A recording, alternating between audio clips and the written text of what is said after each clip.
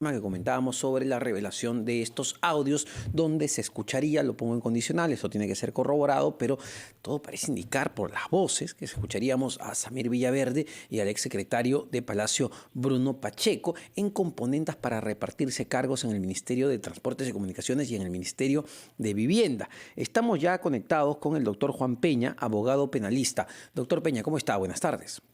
Hola Omar, ¿cómo estás? ¿Qué tal? Muy buenas tardes. Muchas Bueno, gracias por la invitación. para tratar de entender las implicancias de lo que hemos escuchado en estos 2 días.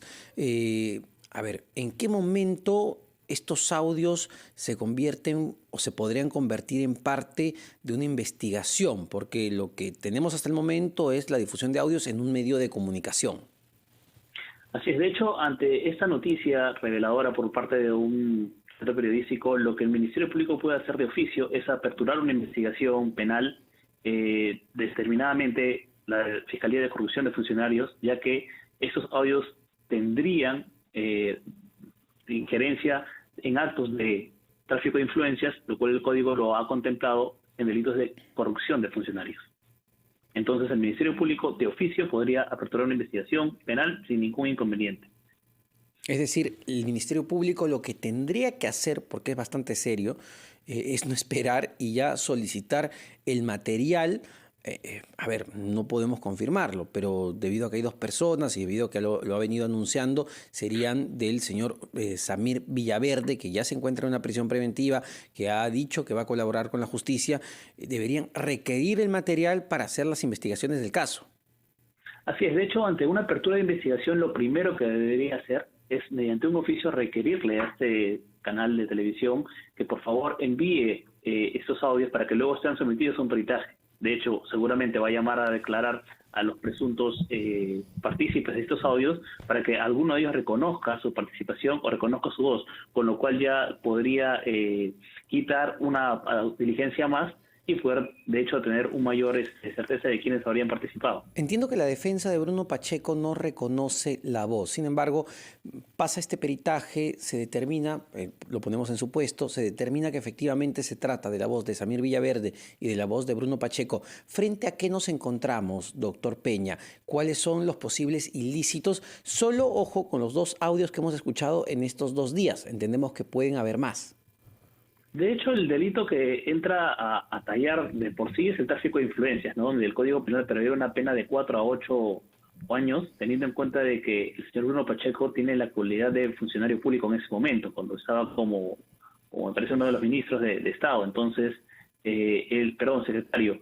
En todo caso, tiene la condición de funcionario público, con lo cual la pena es de 4 a 8 y una medida de inhabilitación también para contratar con el Estado o para poder hacer cualquier parte de ejercicio que tenga que ver con la entidad estatal. Aunque lo que se Cualquiera que entendía, sea. aunque lo que se entendía, doctor Peña, entiendo que la fecha que dice el medio de comunicación era el 25 de julio, es decir, todavía Bruno Pacheco no había sido nombrado secretario general, pero entiendo que ese era su principal interés y Samir Villaverde le decía, oye hermano, pero no, te convendría ser viceministro de Transportes o viceministro de Vivienda, donde vas a poder tener mayor manejo de los negocios.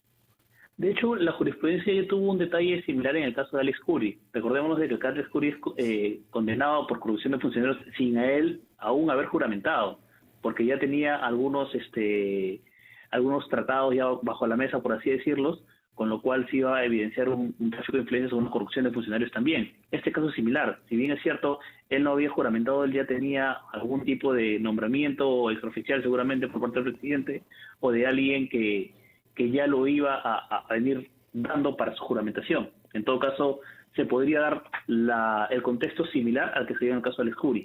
Él no había juramentado, pero ya estaba voceado para ser uno de ellos y estaba verificando la influencia, ya sea como particular o como funcionario público. Igual la conducta se encuentra descrita. ¿Y cuál es el nivel de alcance, doctor, de la conversación que hemos escuchado? Porque se implican a otras personas. Se menciona reiteradamente a un tal Pedro. Entendemos que hacen referencia al presidente Pedro Castillo por el contexto de la conversación.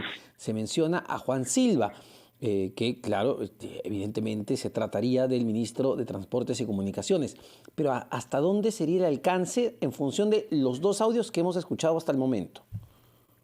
De hecho, va a poder abrir una investigación para la parte de la Fiscalía de una investigación más profunda respecto a estas personas que pudieran haber sido llamadas. De hecho, se le va a preguntar a cada una de las personas.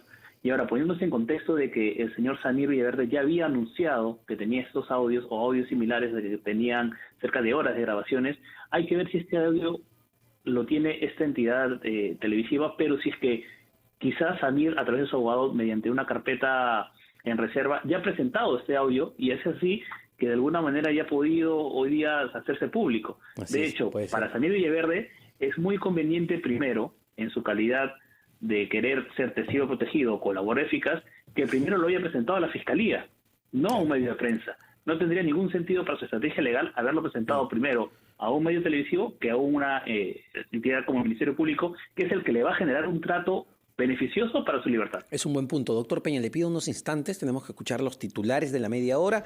Venimos para seguir conversando.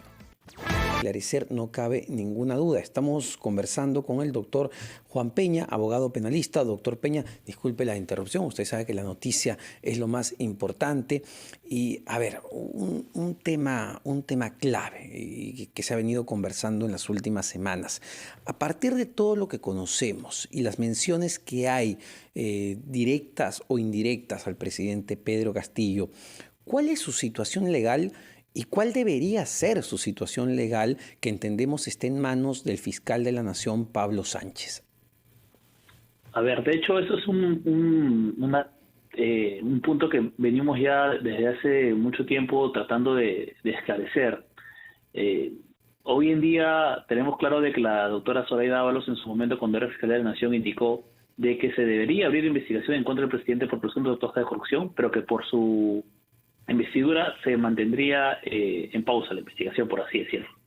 Ahora, el doctor Pablo Sánchez, habiendo asumido como FN, que entiendo que hay un proceso de convocatoria para nuevos fiscales supremos y que posiblemente en 3 o 4 semanas se designará un nuevo fiscal de la Nación, ya que el doctor Sánchez está de manera transitoria solamente, veremos si es que él en su gestión de transición va a poder tomar esta papa caliente, por así decirlo, y decidir si es que este criterio de acusación contra el presidente no es necesariamente que no se le pueda abrir una investigación preliminar, ya que, como lo habíamos hablado seguramente contigo, Omar, y con otros colegas suyos, lo que la Constitución prevé es una protección al presidente, pero por temas políticos.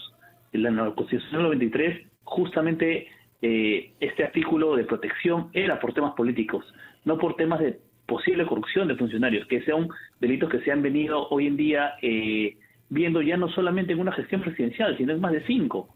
Entonces, de hecho, la Fiscalía de la Nación podría ya consultar de manera constitucional también, o el Congreso, o ver una modificación de ese artículo para poder ver de que ante delitos de corrupción que son evidentes por audios, por transferencias bancarias o por documentos, abrir una investigación preliminar.